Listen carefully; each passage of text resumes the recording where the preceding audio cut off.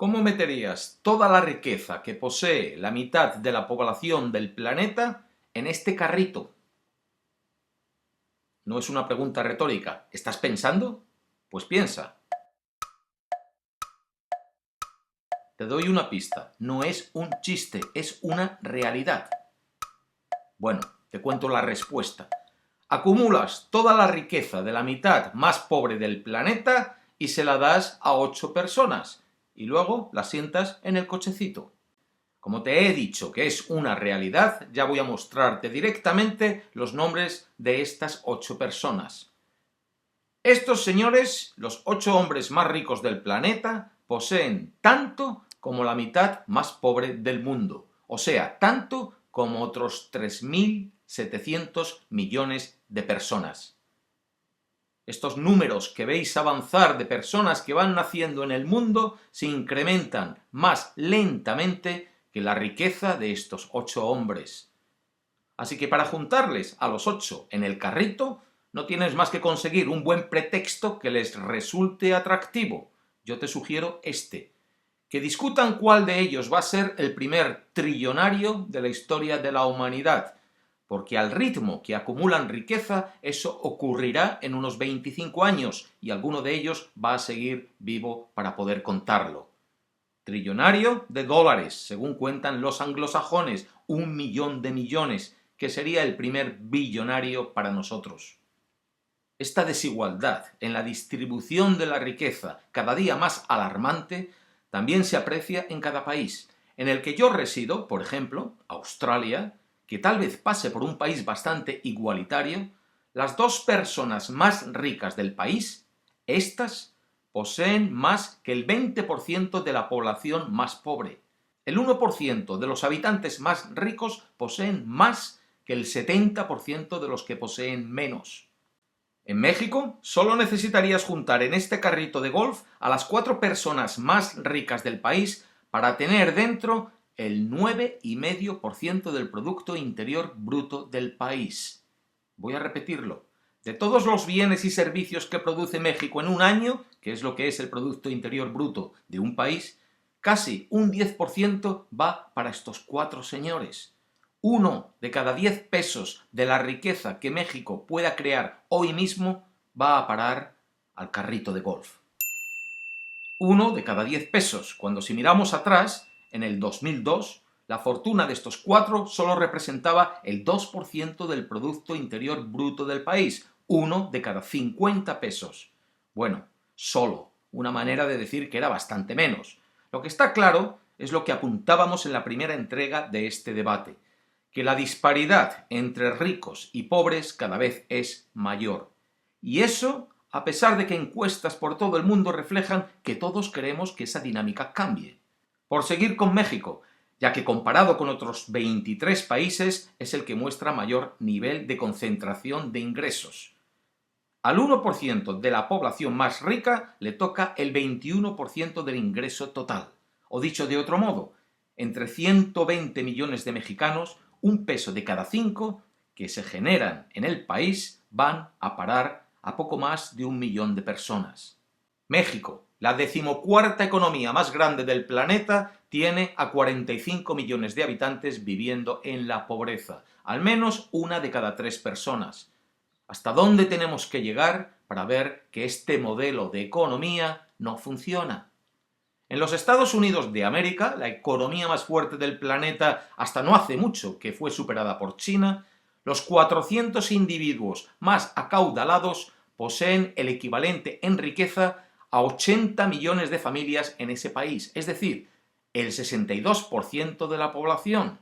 No es que la riqueza aumente para todos, aumenta para pocos. Lo que aumenta para muchos es la pobreza y la deuda.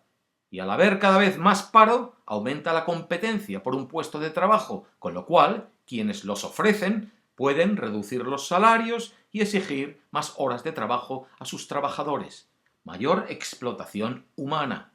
La concentración de riqueza en manos de unos pocos y la pérdida de poder adquisitivo de muchos está asfixiando cada vez a más familias y estrangulando nuestro modelo económico. Si el capitalismo está basado en el consumo, pero la capacidad para consumir de la mayoría disminuye, porque cada vez tiene menos dinero para gastar, ¿quién va a mantener la economía en marcha?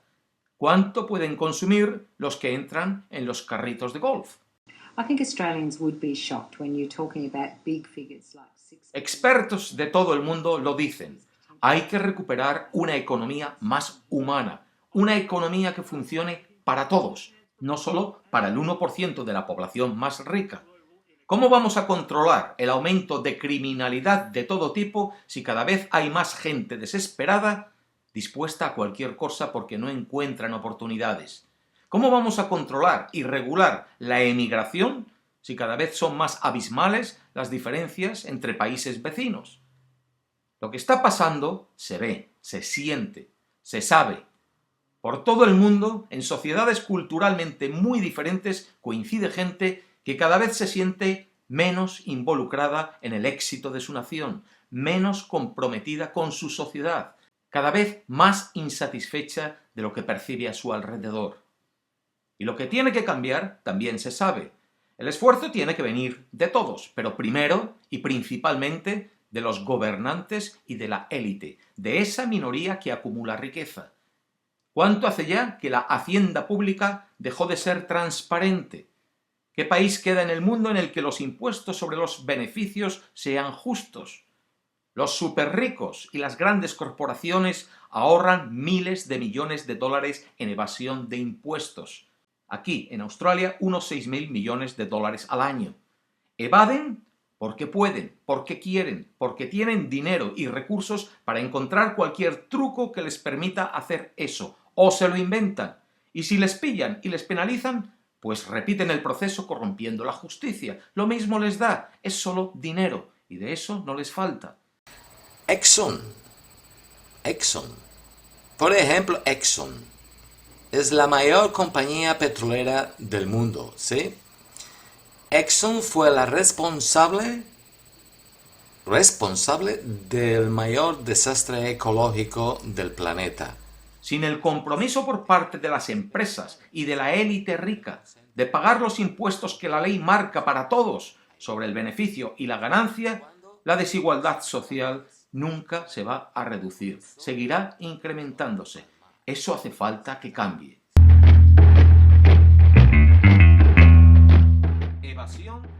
Y no solo eso. Los gobiernos han de ser fuertes a la hora de establecer marcos legales que todos hayan que cumplir. Como el triste caso que México muestra con el monopolio de Slim en telecomunicaciones, o prácticamente toda Sudamérica con el sector minero, un débil marco regulatorio dificulta la competencia y facilita el dominio de los poderosos que terminan gozando de concesiones y privilegios. Los gobiernos conceden privilegios a los sectores más ricos que no conceden al resto de la población. Muchos gobiernos favorecen a los ricos al establecer regímenes fiscales orientados a gravar el consumo antes que el ingreso personal o empresarial. Muchos gobiernos se dejan influenciar fácilmente por la élite y se olvidan que están ahí para servir a todos. Y si no quieren empezar por la mayoría que les puso en esa posición, deberían empezar por debajo, por los más necesitados. Sin embargo, escuchan más a los de arriba. Todos somos responsables por rectificar esta situación, pero unos están en mejor posición de hacerlo que otros. En el caso de los gobernantes, su posición de privilegio viene sustentada por los votos de los ciudadanos, o sea, que son más responsables que cualquier otro de proveer soluciones. Y en el caso de la élite más rica, han de liderar con el ejemplo. Y esto es todavía más trágico. Hasta el momento, 72 jefes o mandatarios de Estado aparecen involucrados en los papeles de Panamá. No se trata de repartir millones que les sobran en organizaciones caritativas como si ellos fuesen los nuevos santos de un calendario eclesiástico. Se trata de liderar con sus tributaciones a la hacienda pública tal como les corresponde, por sus ganancias, por su beneficio, ya que éste está generado en la misma sociedad y con la ayuda directa o indirecta de la gente que se empobrece mientras ellos se enriquecen. El tributar a Hacienda es deber de todos, pero el efecto en la sociedad no es el mismo cuando una persona evade $100 y otro evade 100 millones. En la primera entrega de este debate, bastantes comentasteis en la línea de que a los ricos no hay que castigarles por su riqueza, y yo parece que lo estoy haciendo. Bueno, pues solo parece, porque yo estoy de acuerdo en que a los ricos ni hay que castigarles ni robarles lo que ganaron legalmente. Bastantes coincidís en argumentar que si los ricos tienen lo que tienen, es mayormente fruto de su esfuerzo y de su trabajo. Agradezco vuestra aportación al debate y prometo que la próxima entrega de esta serie va a enfocarse en esto que me estáis comentando, la diferencia de mentalidad que puede haber entre ricos y pobres, el si existen pobres que lo son porque quieren serlo, porque no quieren esforzarse para salir de su pobreza. Ya digo, prometo que ese será el foco del próximo vídeo, ricos y pobres. Pero para aquellos que pensáis que la riqueza no es más que la recompensa del esfuerzo personal y que el cómo se genera no afecta a la pobreza, quiero que consideréis esta historia personal, muy personal, que ahora comparto con vosotros como despedida de este vídeo. Hace poco más de 10 años yo estaba ganando mucho dinero en la bolsa, tanto o lo suficiente como para que me remordiese la conciencia. ¿Por qué me remordía la conciencia si comprar y vender acciones en la bolsa es perfectamente legal? Porque el beneficio en la bolsa se genera especulando sobre las compañías que te van a dar más dinero. Y estas generalmente son las que mejor saben reducir sus gastos de producción, ya sea abaratando su mano de obra, usando materiales de más baja calidad, instalando sus fábricas en lugares donde se les permita dañar más el medio ambiente, etcétera, etcétera, etcétera. No digo que no haya agentes de bolsa que no inviertan nada más que en compañías responsables. Alguno habrá, yo no lo he conocido. La mayoría de los inversores en bolsa son como yo era. Vas a poner tu dinero allá donde piensas que te va a rentar más. Y punto, sin molestarte en conocer lo que pueda haber detrás de cada compañía o cada inversión.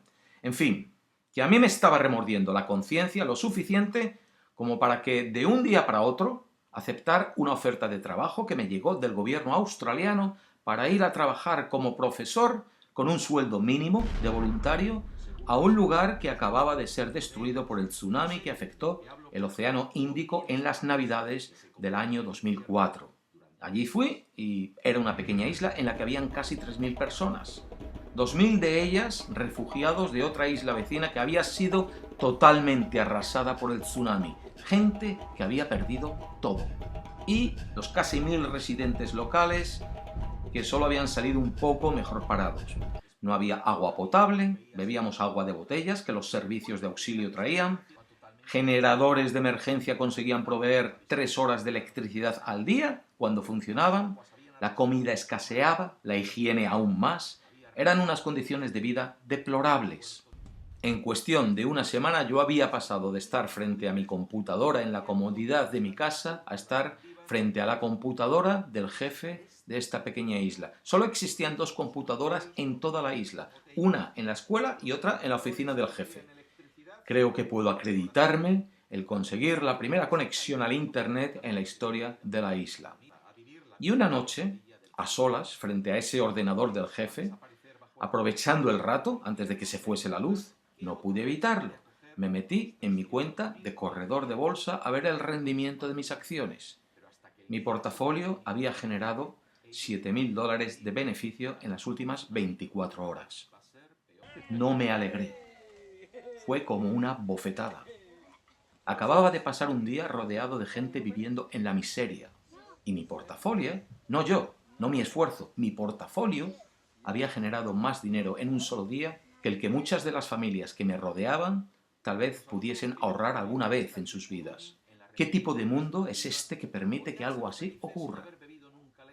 No, la riqueza no es solo cuestión de esfuerzo y sacrificio personal, ni siquiera es cuestión de conocimiento, pues en mi caso solo necesité el conocimiento básico de saber dónde meter el dinero, en qué momento en particular, para generar ese beneficio y verme en esa situación, que no me produjo orgullo, sino vergüenza.